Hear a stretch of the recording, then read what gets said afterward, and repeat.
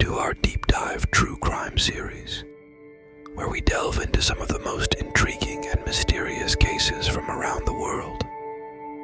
For the best experience, use headphones while watching this video. Now get comfortable and let's begin our journey. In this video, we bring you the chilling story of the Anne Marie FAHEY disappearance in Delaware. Anne Marie FAHEY was a vibrant and ambitious 30-year-old woman living in Wilmington, Delaware. At the time of her disappearance in 1996, she served as the scheduling secretary for the governor of Delaware, Thomas Carper. But behind Anne Marie's seemingly perfect life lurked a web of secrets that would ultimately lead to her tragic fate.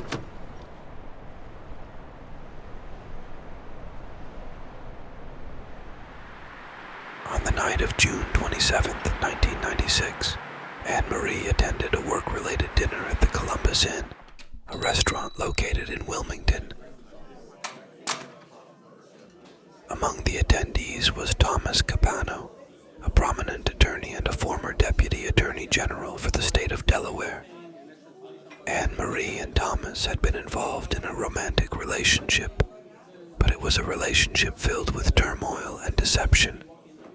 The evening took a sinister turn when Anne Marie revealed her intention to end her relationship with Thomas. Angered by this revelation, Thomas Capano's demeanor grew increasingly volatile throughout the dinner.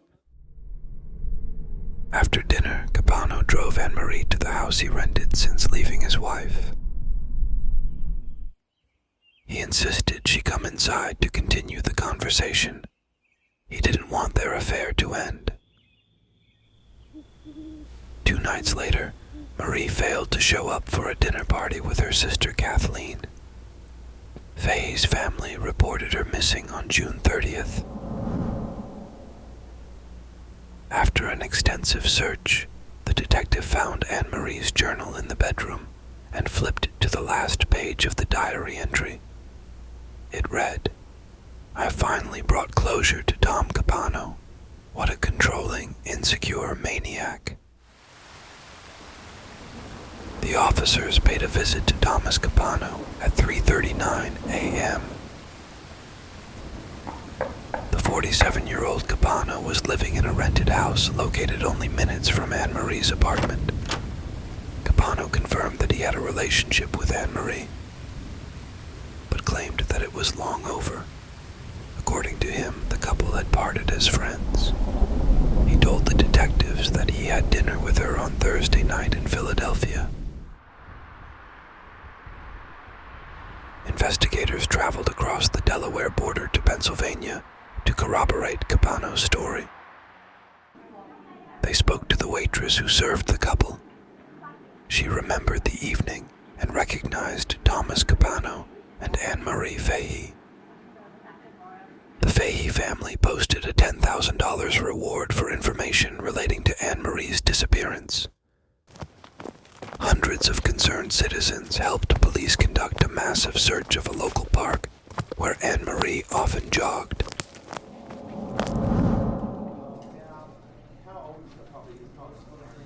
In August 1996, FBI agents and Delaware authorities continued to pursue evidence against Thomas Capano. The FBI pulled telephone records and credit card records belonging to Thomas Capano. Investigators noticed that there was a $308 charge at a hardware store just 2 days after Anne Marie disappeared. When they called the store, they said he purchased a carpet. The investigators thought this was odd as he was living in a rented house. Investigators now believe that Thomas Capano killed Anne Marie FAHEY, but they needed more than a hunch to convince a judge there was probable cause for a warrant to search Capano's house. Investigators had no physical evidence to support their theory that Thomas Capano had murdered FAHEY. The FBI spoke to Capano's housekeeper, who noticed something that struck her as odd. The love seat and carpet from the living room were gone. With the new carpet, Loveseed, and Capano's statement that stated he had taken Anne-Marie home on the night of the 27th, the FBI now had probable cause to get a search warrant for his house. The investigators searched the entire residence, but paid close attention to the new carpet and seats. When moving them, they noticed 2 brown spots on the baseboard which appeared to be dried blood. Agents retrieved samples by swabbing the area and collecting DNA samples. Investigators ran into a problem. They didn't have a DNA sample from Anne-Marie to check it against. Anne-Marie's brothers and sisters provided agents with a possible lead. A check of the missing woman's calendar book revealed that she had given blood a month before her disappearance. After a short while, agents were able to get the donated blood back from the blood bank. Now agents were able to compare the DNA that was found in Capano's house and Anne-Marie's donated DNA. The DNAs matched. Investigators now had the first piece of physical evidence that needed to support their suspicion that Thomas Capano had committed murder, but they needed more evidence.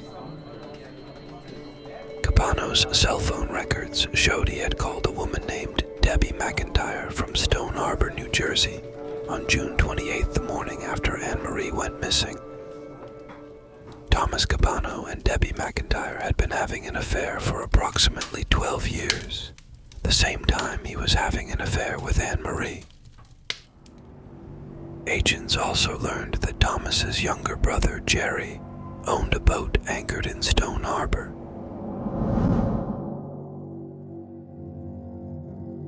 The FBI put in place an undercover operation to gather incriminating evidence of Jerry's activities and any other information they could gain. 11 months after the undercover operation, there was enough evidence to arrest Jerry for firearm and drug dealing. Under heavy pressure and questioning from the FBI, Jerry had disclosed that Thomas had driven to his house at 6 in the morning and asked to use the boat. Jerry asked if he was involved in killing somebody. Thomas Capano said, "Yes." Back at the rental property, Thomas asked Jerry to help him load a heavy cooler box into his truck. They drove to Stone Harbor in New Jersey and got to the boat. The brothers fueled up and headed for open water. Thomas ordered Jerry to drive 60 miles offshore.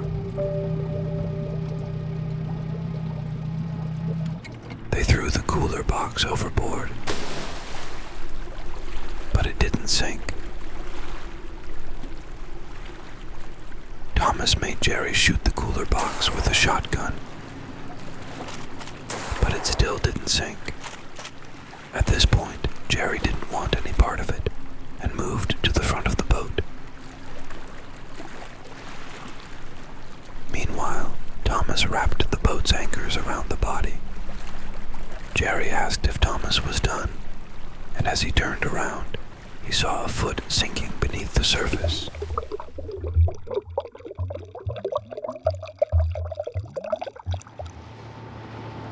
On the way back to the harbor, Thomas Capano disassembled the cooler and scattered its parts into the ocean. But the cover-up wasn't complete. Thomas needed to dispose of more evidence. He asked Jerry to get rid of the seat, which Jerry described as having a basketball-sized bloodstain on it. Jerry and Thomas proceeded to load the seat and carpet into Jerry's truck and dispose of it in a dumpster at a construction site managed by their other brother, Luis. After Jerry's statement, this was enough evidence for the FBI to begin a 24-hour surveillance operation on Thomas Capano. After a week of surveillance, Thomas was seen loading suitcases into his truck and heading to the airport, thought to be fleeing jurisdiction. The The investigators felt they still didn't have enough evidence against him to charge him, but they all agreed to stop him from fleeing. The agents ordered his arrest on the grounds that Capano had obstructed justice by coercing his brothers to give false testimony. 17 months after Anne-Marie Fahey, the prime suspect was finally in custody, but the investigators still had no body and no murder weapon. Jerry claimed that Thomas had dumped a corpse into the ocean.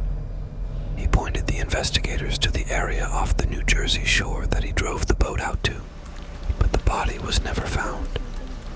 At the moment, the FBI only physical evidence they had were the 2 drops of blood found in Thomas's rented house.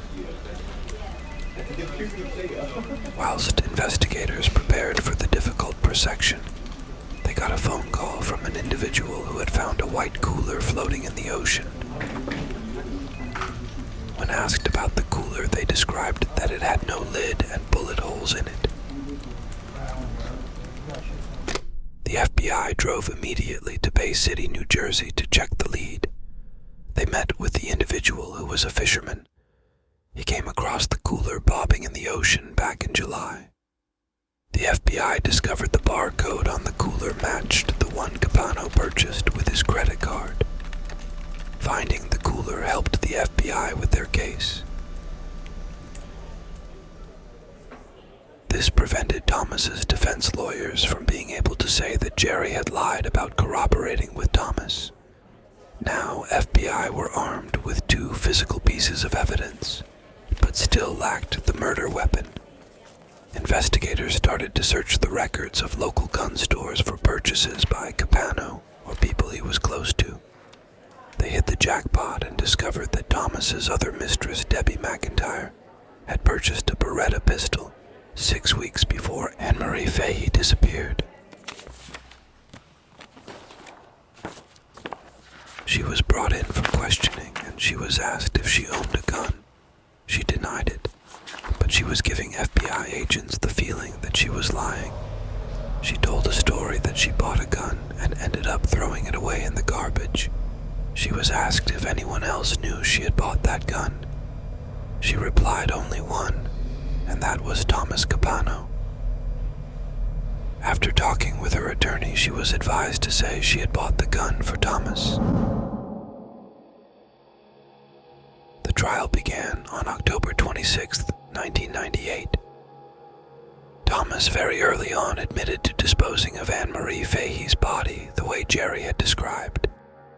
Whilst on the witness stand, Thomas laid out his version of events on the evening of Fahey's disappearance. He described that after dinner, Anne-Marie came back to his place as they had resolved their differences and were enjoying each other's company when Debbie McIntyre burst into his rented house. He reported that McIntyre was angry and discouraged and threatened to take her own life with the gun that she had purchased. Thomas said he jumped up to stop her, and in the struggle, the gun went off and hit Anne-Marie, killing her instantly. In the prosecution's events of that evening, they stated that Thomas forced Anne-Marie to return to his house. She still wanted to break things off with him and stop the affair, but he refused.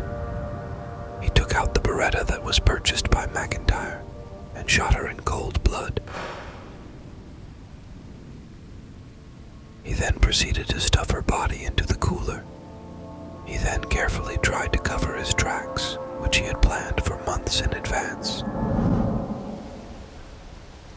On January 17, 1999, the jury reached a verdict.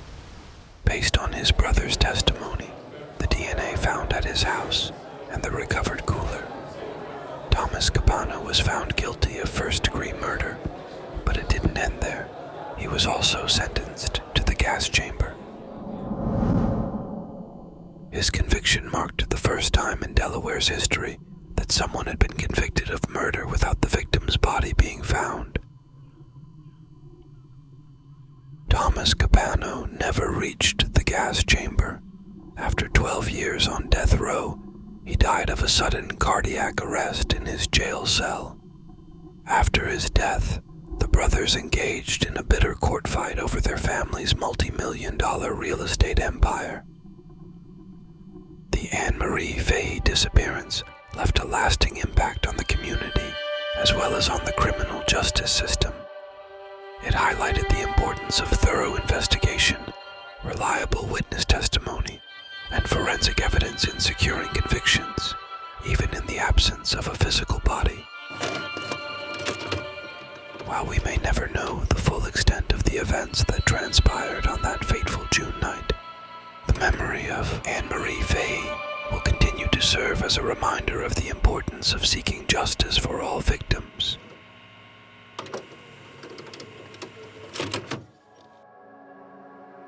And there you have it, a deep dive into a troubling true crime case. I hope you enjoyed the video. Thank you for watching, and until next time, stay curious, stay vigilant, and don't forget to subscribe for more captivating stories.